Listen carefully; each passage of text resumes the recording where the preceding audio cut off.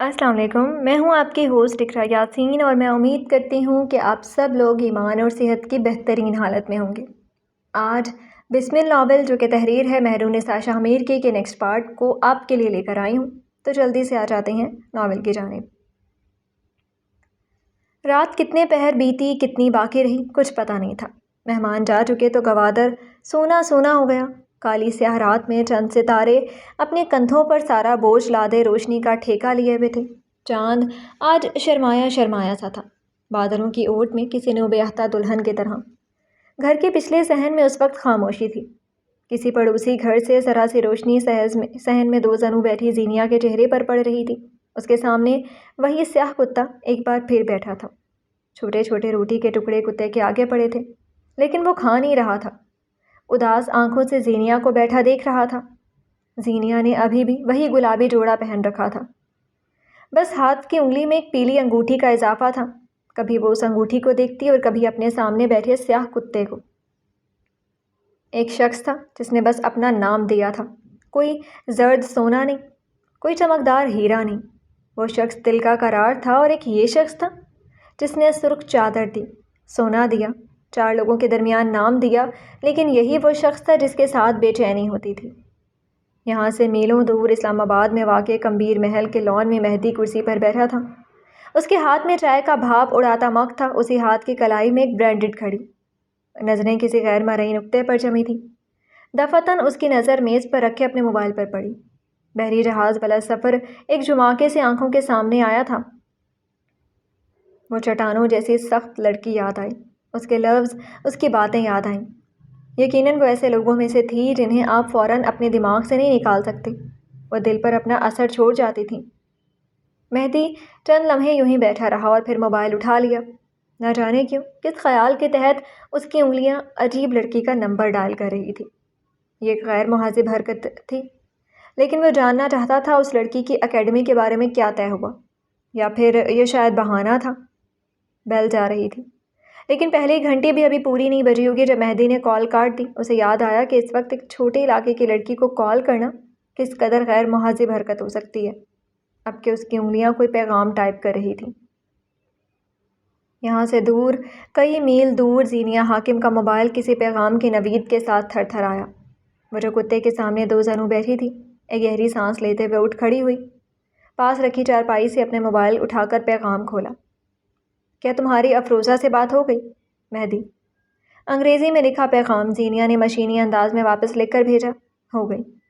کیا کہا انہوں نے؟ فوراً پوچھا گیا۔ کوئی زینیا کو نہ نہیں کہتا، میرے نام ایک اور کامیابی۔ مہدی کے چہرے پر مسکراہٹ پھیلی، وہ تیز تیز ٹائپ کر رہا تھا۔ کیوں؟ کوئی تمہیں نہ کیوں نہیں کہہ سکتا؟ کیا تم کسی اور سیارے سے آئی ہو؟ پیغام آیا، اسکرین روشن ہوئی، لیکن مسکراہٹ، اس کا بھلا یہاں کیا کام؟ میں اسی سیارے کا سب سے ریئر اور قیمتی اثاثہ ہوں۔ اتنا غرور کس بات کا ہے؟ مجھے لگتا ہے کہ آپ خود شناسی ٹائپ کرنا چاہتے تھے۔ اٹس اوکے، میں سمجھ گئی۔ کھڑے کھڑے یوں ہی جواب دیا، وہ روبوٹ لگ رہی تھی۔ دوسری جانب مہدی زور سے ہنستا چلا گیا۔ میں سوچ رہا تھا اس وقت کال نہ کروں، برا لگتا ہے، لیکن تم سے بات کر کے اچھا لگا۔ آئندہ نہیں لگے گا، کیونکہ میں آپ کو بلاک کر رہی ہوں۔ اپنے نازک دماغ پر زور دینے کی ضرورت نہیں ہے۔ اور اگلے ہی لمحے اس روبوٹ نما لڑکی نے بلاک کا بٹن دبا دیا تھا۔ مہدی نے اپنے موبائل کو ڈھیر ساری بے یقینی سے دیکھا۔ یعنی اس لڑکی نے اسے بلاک کر دیا؟ مہدی کمبیر کو بلاک کر دیا؟ کیا اسے ایسا کرنا چاہیے تھا؟ دوسری جانب سے اس نے موبائل ایک بار پھر چارپائی پر اچھال دیا اور واپس اس سیاہ کتے کے سامنے آ کر بیٹھ گئی۔ اس کے سامنے رکھی بڑی سی روٹی اٹھائی اور سست روی سے اس کے چھوٹے چھوٹے ٹکڑے اس کے آگے ڈالنے لگی۔ کتے نے کھایا اب بھی نہیں۔ اگلی 2 ٹانگیں فرش پر بچھا کر وہ اداس سا اس کو تکے گیا۔ اپنی مالکن کے غم میں وہ بھی غم زدہ تھا۔ رات آہستہ آہستہ اپنی سیاہی سمیٹے رخصت ہو رہی تھی۔ قسم کا غیر معمولی شور آج تھم سا گیا تھا۔ صبح کی پیلی زرد روشنی نے عمارت کو جھلسا رکھا تھا۔ کیس اپنے آفس میں ڈھیر سارے کاغذات جمع کیے بیٹھا تھا۔ دفعتاً دروازہ بجا۔ کیس نے ابھی اجازت نہیں دی تھی کہ وہ دھاڑ سے دروازہ کھول کر اندر آیا۔ وہ واصف منیر تھا۔ تیش سے اس کے کان سرخ پڑ رہے تھے، آنکھیں خون برسا رہی تھیں۔ وہ ملگجے لباس میں تھا، اس کا چہرہ غیظ و غضب کا مارا تھا۔ کیس کو اپنے سامنے سکون سے بیٹھا دیکھ کر اس کا پارا مزید ہائی ہونے لگا۔ تمہاری جرت کیسے ہوئی کیس کمبیر؟ مارے تیش کہ اس کی آواز لڑکھڑا رہی تھی۔ تمہیں کیا لگا تھا تم میرے ڈیزائنز لے لو گے اور مجھے پتہ بھی نہیں چلے گا؟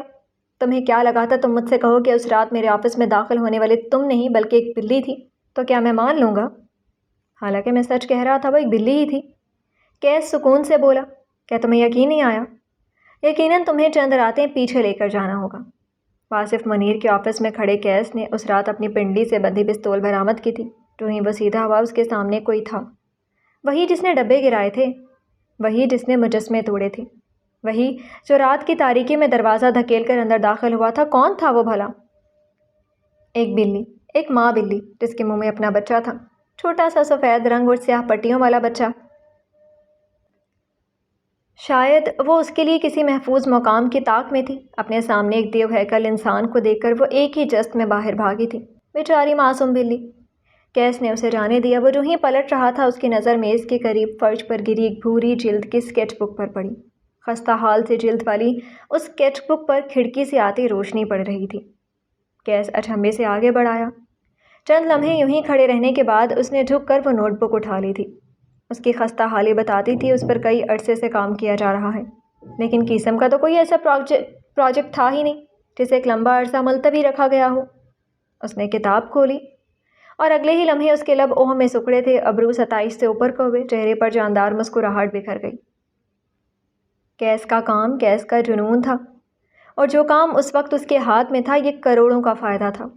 ایک ایک ڈیزائن اتنا قیمتی اور نفیس تھا کہ لوگ اس کے کئی سٹاکس ختم کرنے کو دیوانے ہو سکتے تھے۔ اسی لمحے کسی بھاری بوٹوں کی چاپ کیس کو اپنے قریب آتی سنائی دی تھی۔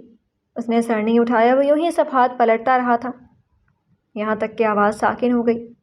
بوٹوں والا شخص ٹھہر گیا تھا۔ کیس نے سیاہ آنکھیں اٹھا کر اسے دیکھا۔ براق حنیف ایک بار پھر اس کے سامنے تھا۔ محظوظ مسکراہٹ لبوں پر سجائے وہ کیس کو دیکھ رہا تھا۔ ہر دوسرے انسان کی طرح مجھے بھی بحث کے 10 منٹ بعد یاد آیا، ارے یہ لائن تو میں نے بولی نہیں، کاش میں اس وقت یہ لفظ کہہ دیتا۔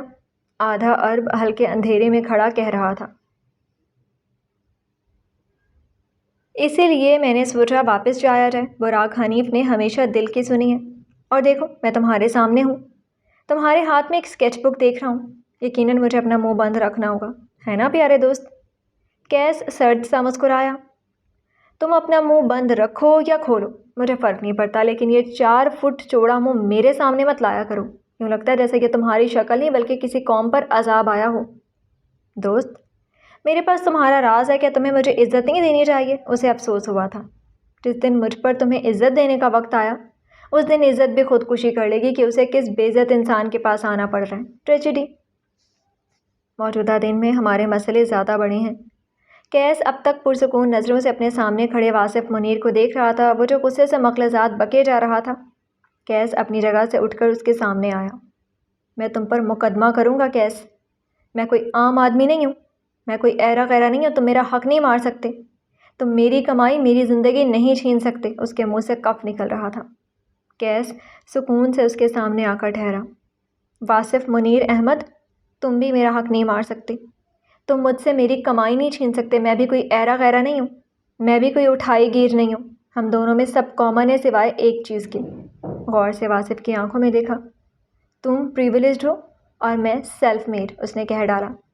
میں نے گدھوں کی طرح کام کر کے اس عمارت کو بنایا اور گدھ بن کر اس کی حفاظت کی ہے۔ تمہیں کیا لگتا ہے میں تم جیسوں کو اس عمارت کی بنیادیں نوچنے دوں گا؟ میں نے اس عمارت کو بنانے میں تمہارا ساتھ دیا تھا، واصف خرایا، میں اس عمارت کو کیوں نوچوں گا؟ دھوکہ جڑیں کھوکھلی کرتا ہے، کیس نے سرگوشی کی۔ واصف کی رنگت پھیکی پڑی۔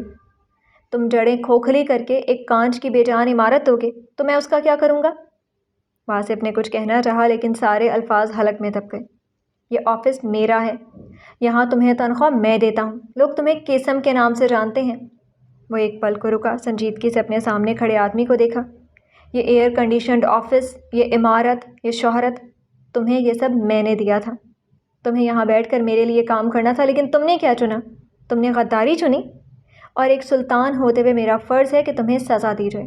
وہ صفاق ہوا تھا، صفاق بھی ایسا ویسا نہیں۔ تم میرے ساتھ کچھ نہیں کر سکتے کیس، میں تمہاری نسلوں کو رلاؤں گا۔ وہ چبا چبا کر باور کروا رہا تھا۔ میں تمہیں فائر کرتا ہوں واصف منیر، کیونکہ مجھے یہ حق ہے۔ اس نے جیسے سنا ہی نہیں تھا۔ میں تمہاری تمام ڈیزائن ضبط کرتا ہوں کیونکہ تمہارے پاس کوئی ثبوت نہیں ہے۔ تم ایسا نہیں کر سکتے کیس، میرے پاس ثبوت ہے۔ براق حنیف نے سب دیکھا ہے، وہ گواہی دے گا۔ میں تم پر کیس کروں گا، میں تمہیں گھسیٹوں گا۔ وہ پاگلوں کی طرح چلا رہا تھا، اس کا بس نہیں چلتا تھا اپنے بال نوچ ڈالے۔ تم آج گرفتار ہوگے مجھے جان کی دھمکی دینے کے لیے۔ کوئی تمہارے لیے گواہی دینے نہیں آئے گا، کوئی تمہیں بچائے گا نہیں۔ ویسے کہہ رہا تھا گویا کوئی خبر نامہ پڑھ رہا ہو۔ تم میرے خلاف کورٹ میں نہیں جا سکتے کیونکہ اگر تم وہاں گئے تو تمہیں ماننا ہوگا کہ تم نے مجھے دھوکہ دیا۔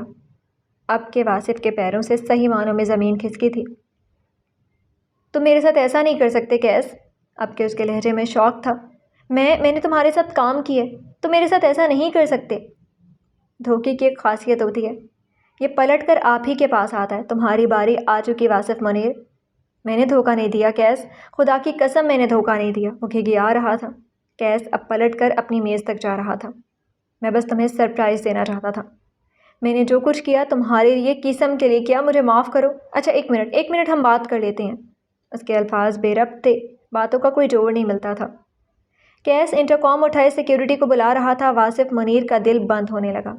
کیس تم میری بات سنو، میرے ساتھ یوں نہ کرو، میں نے تمہیں کوئی دھوکہ نہیں دیا، یہ سب قسم کے لیے تھا، میرا یقین کرو۔ کیس نے ٹھنڈی ٹھاڑ نظروں سے اسے دیکھا۔ 1 مہینہ قبل فیصل آباد میں سائٹ دیکھنے گئے تھے تم؟ کیا اپنے زندہ باپ کی قبر کے لیے یا پھر اپنی مردہ ماں کو اسلام آباد کی قبرستان سے کہیں اور شفٹ کرنا ہے؟ واصف منیر کے منہ پر جیسے کسی نے کھولتا ہوا تیل ڈال دیا ہو، وہ جل کر راکھ ہونے لگا۔ تم ان ڈیزائنز کے سہارے اپنی کمپنی، اپنا فیشن ہاؤس بنانا چاہتے ہو، تمہیں لگتا ہے میں نہیں جانتا تھا؟ اسی لمحے کھلے دروازے سے 2 سیکیورٹی اہلکار اندر داخل ہوئے، جنہوں نے آتے ہی واصف منیر کو گردن سے دبوچا۔ ایک نے بازو پکڑا۔ کیس چند لمحے بے تاثر نگاہوں سے اسے دیکھتا رہا اور پھر آنکھ کے اشارے سے دفع ہونے کا اشارہ کیا۔ سیکیورٹی اہلکار اسے لے کر جا رہے تھے، وہ خاموشی سے ساتھ جا رہا تھا۔ اس وقت اس کا دماغ خالی تھا، لیکن وہ بہت جلد ایک انتقامی کارروائی کے ساتھ لوٹنے والا تھا۔ کیس تیار تھا، وہ ہمیشہ ہی تیار رہتا تھا۔ حاکم نواب کے گھر پر دوپہر کا کھانا کھایا جا رہا تھا۔ لمبا دسترخوان برآمدے میں بچھا تھا۔ زینیہ سالن کے ڈونگے رکھتی نظر آ رہی تھی۔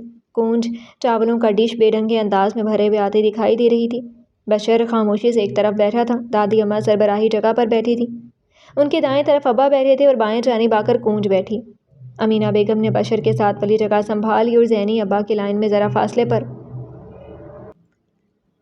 ابا برے نہیں تھے نہ وہ بری تھی، بس ان دونوں کے درمیان فاصلے تھے جسے ان دونوں میں سے کسی نے ختم کرنے کی کوشش نہیں کی۔ زینیہ نے اس فاصلے کو ضرورت سے زیادہ محسوس کیا تھا اور ابا نے شاید ساری زندگی ضروری محسوس ہی نہیں کیا تھا۔ ابا، کھانے سے ہاتھ روکے بیٹھی زینیہ نے پکارا۔ کہو۔ اگلے ہفتے سے میری کلاسز ہیں، مجھے جانا ہوگا، آپ کی اجازت چاہیے۔ وہ گردن ترچھی کیے اپنے باپ کو دیکھ رہی تھی۔ بشر خاموشی سے کھانا کھاتا رہا۔ اگلے ہفتے نہیں بیٹا، 2 دن بعد مایوں ہوگا، پھر اگلے 2 دن بعد نکاح اور رخصتی ہے۔ بالاج نے اسلام آباد میں ایک چھوٹا سا فلیٹ دیکھا ہے، تم اس کے ساتھ وہیں شفٹ ہوگی۔ اس ہفتے نہیں، اگلے ہفتے دونوں ساتھ جانا۔ انہوں نے تفصیلی جواب دیا۔ لہجہ خوشگوار رہا۔ زینیہ بس انہیں دیکھ کر رہ گئی۔ بالاج سعودیہ کب جا رہا ہے ابا؟ اب کے بشر نے سوال کیا تھا۔ 3 ماہ بعد کا کہہ رہا تھا، وہ بھی میری وجہ سے، ورنہ اسے تو شادی کے اگلے روز جانا تھا، لیکن میرا بھانجا اپنی بیوی کو یوں چھوڑ کر تھوڑی جائے گا۔ ان کا بس نہیں چلتا تھا، بھانجے کی شان میں قصیدے پڑھنے لگے۔ کونچ نے ایک نظر زینیہ کو دیکھا، پھر ابا کو اور پھر دادی کے کان کے پاس جھکی۔ یہ آپ کے بیٹے کو کہ ہو کیا جاتا ہے؟ کبھی گڑ کی ڈلی، کبھی زہریلی کلی۔ اس کی آنکھوں میں شیطانی ناچ رہی تھی۔ دادی نے اپنے بیٹے کو دیکھا، پھر کونچ کے کان میں سرگوشی کی۔